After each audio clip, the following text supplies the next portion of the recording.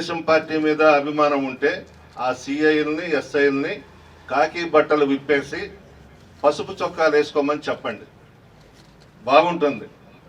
అంతే తప్ప ఇష్టారాజ్యంగా ఎమ్మెల్యేలు మంత్రులు చెప్పినట్టుగా మేము నడుచుకుంటాం, స్థానిక సంస్థల ఎన్నికల్లో మీరు పోటీ చేయకూడదు అని బెదిరింపులకు బెదిరిస్తే ఇక్కడ ఎవ్వరు కూడా బెదిరే వాళ్ళు ఎవరు లేరు. మేము అధికారంలోకి వస్తున్నాం, ప్రజా తీర్పు నిర్ణయం అయిపోయింది. స్థానిక సంస్థల ఎన్నికల తర్వాత జనరల్ ఎలక్షన్స్ వస్తాయి. జగన్మోహన్ రెడ్డి గారు ఖచ్చితంగా ముఖ్యమంత్రి కావడం ఖాయం.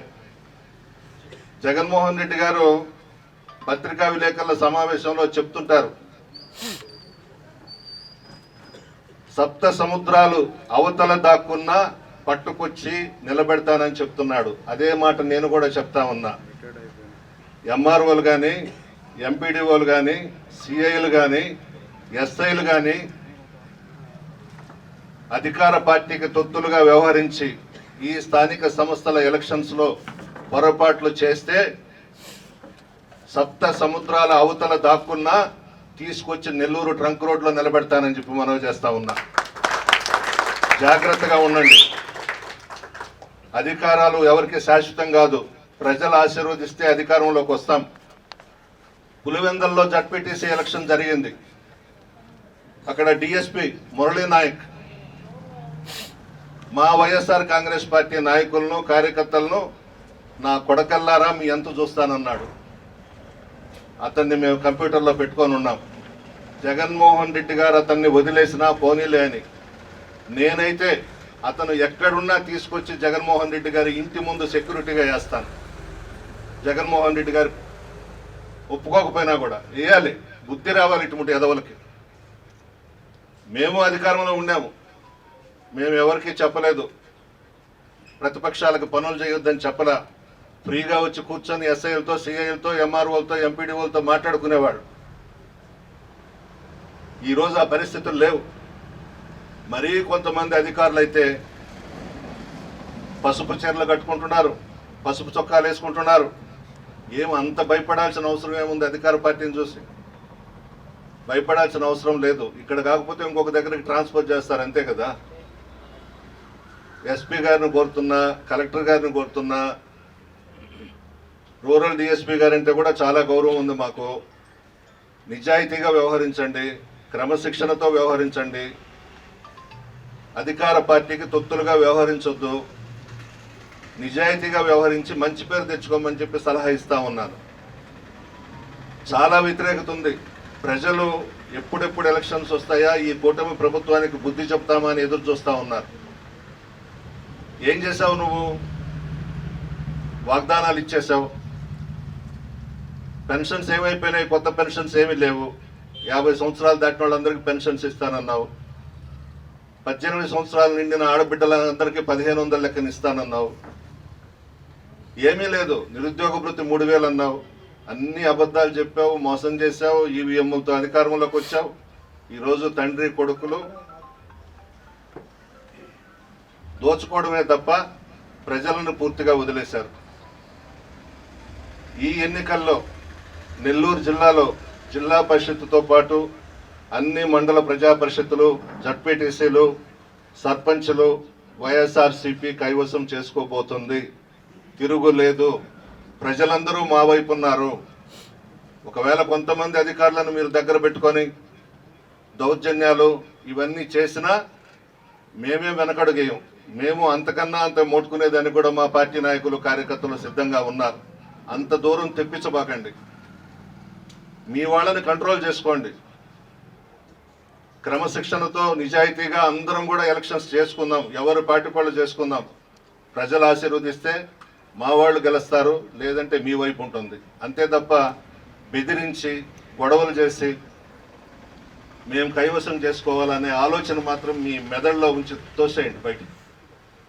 అధికారులకు చెప్తున్నా, ఏమి అంత భయపడిపోయి వాళ్ళ కాళ్ళ దగ్గర, ఎమ్మెల్యేల కాళ్ళ దగ్గర, మంత్రుల కాళ్ళ దగ్గర, ఎంపీల కాళ్ళ దగ్గర పడి ఉండాల్సిన అవసరం ఏమొచ్చింది మీకు? నిజాయితీగా ఉండండి. అధికారం అనేది ప్రజలు ఆశీర్వదిస్తే వస్తుంది. అంతే తప్ప ఆ 5 సంవత్సరాలు ఊడిగం చేస్తూ మీ ఇష్టం వచ్చినట్టు వ్యవహరిస్తే చూస్తూ ఊరుకునేది లేదు. ఎంత పులివెందుల జడ్పీటీసీ చూసాం, ఎంత దౌర్జన్యం చేశారు. కనీసం ఓటేసేదానికి కూడా బానివ్వలేదు ప్రజలను అక్కడ పులివెందుల్లో. టీవీలో చూసాం, దొంగ ఓట్లు వేయించారు. మంత్రులు, ఎమ్మెల్యేలు పోలింగ్ బూతుల్లోకి వెళ్ళి దొంగ ఓట్లు వేయించారు. అదే రిపీట్ చేస్తాం, అదే విధంగా కైవసం చేసుకుంటాము అని అంటే ఇక్కడ ఎవరు గాజులు దొడుక్కొని లేరు. మేమేందో కూడా చూపిస్తాం. మీకన్నా పవర్ఫుల్ లీడర్స్ మా పార్టీలో ఉన్నారు, కార్యకర్తలు ఉన్నారు, నాయకులు ఉన్నారు. మేము ఎదుర్కొనే సత్తా మాకుంది. జగన్మోహన్ రెడ్డి గారి నాయకత్వంలో రాష్ట్రంలో మేము పనిచేస్తూ ఉన్నాం. పిచ్చి పిచ్చి వేషాలు వేయకుండా నిజాయితీగా ఎలక్షన్స్ జరిపించండి. ప్రజలు మా వైపు ఉన్నారు, ప్రజాబలం మా వైపు ఉంది. ఒకవేళ ధనబలం మీ వైపు ఉండొచ్చేమో కానీ ప్రజలు మాత్రం తీర్పు ఇవ్వబోతా ఉన్నారు. బ్యాలెట్ పేపర్తో తీర్పు ఇవ్వబోతా ఉన్నారు. మీరు చేసి మోసం చేసి ఈవీఎంలతో అధికారంలోకి వచ్చిన దానికి. జగన్మోహన్ రెడ్డి గారు ప్రోగ్రామ్స్ ఇచ్చారు. ఈ స్థానిక సంస్థల ఎలక్షన్స్కి సంబంధించి 8వ తేదీ నుంచి 11వ తేదీలోపు ఒకరోజు నియోజకవర్గ స్థాయి సమావేశం పెట్టమని చెప్పి ఇచ్చారు. అది బుచ్చిరెడ్డిపాళెంలో పెడతాం. అదేవిధంగా 12వ తేదీ నుంచి 22వ తేదీలోపు అన్ని మండలాల్లో కూడా మండల హెడ్ క్వార్టర్స్లో మండల స్థాయి సమావేశాలు పెడతాం. దాదాపు 5,000 పైగా కార్డ్స్ కూడా వచ్చినాయి. ఆ కార్డ్స్ పంపిణీ కూడా ఆ సమావేశాల్లో చేయడం జరుగుతుంది. ఎస్ఐఆర్ ప్రోగ్రాంకి వెళ్ళినప్పుడు పోయిన దగ్గరలా తిడుతున్నారంట. అమ్మా విడో, మా భర్త చనిపోయి ఎలక్షన్స్కి ముందు మా భర్త చచ్చిపోయినాడమ్మా, ఇప్పటికి లేదు. నాకు 60 ఏళ్ళు వచ్చినాయి అమ్మా, బీసీలకి 50 ఏళ్ళు అన్నారమ్మా, ఇప్పటికి ఏమని చెప్పి ప్రతి ఒక్కరు అడుగుతున్నారు. ఎంత వ్యతిరేకత ఉందంటే వాళ్ళు అడిగితే తెలుస్తుంది. సచివాలయం ఎంప్లాయీస్ని అడిగితే ఈ వ్యతిరేకనంతా కూడా మనం రేపు స్కోర్ చేసుకోవాలి.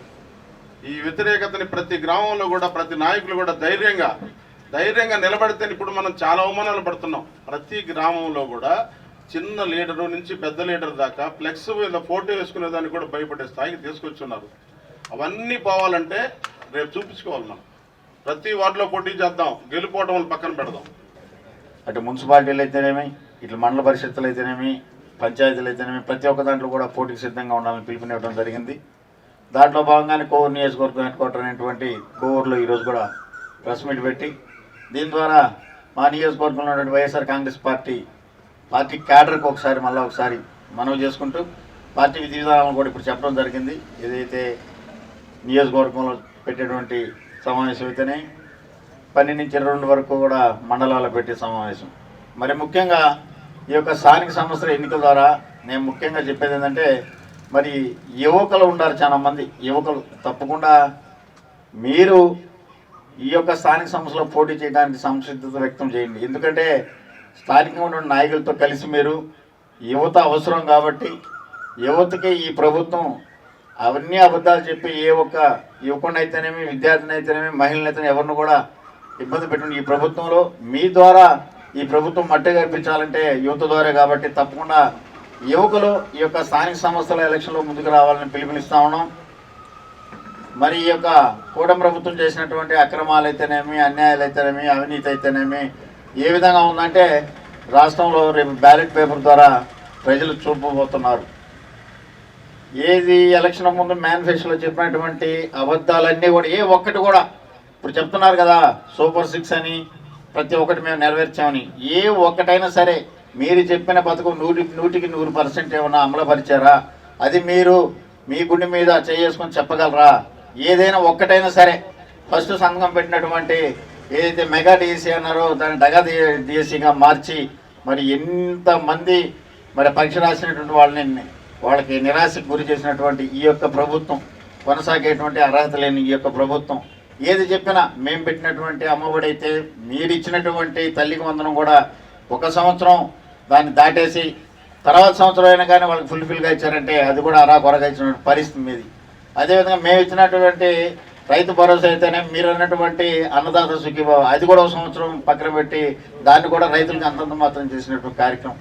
Doctor Rajasekhar eye hospital super speciality eye care centre. కంటి ఆపరేషన్లకు చెన్నై, మధురై వెళ్లనవసరం లేకుండా ప్రపంచ స్థాయి ఆధునిక ఆపరేషన్లు ఇప్పుడు మన నెల్లూరులో. సత్యసాయి భజన మందిరం ప్రక్కన 3వ మెయిన్ రోడ్, రామ్మూర్తి నగర్, నెల్లూరు.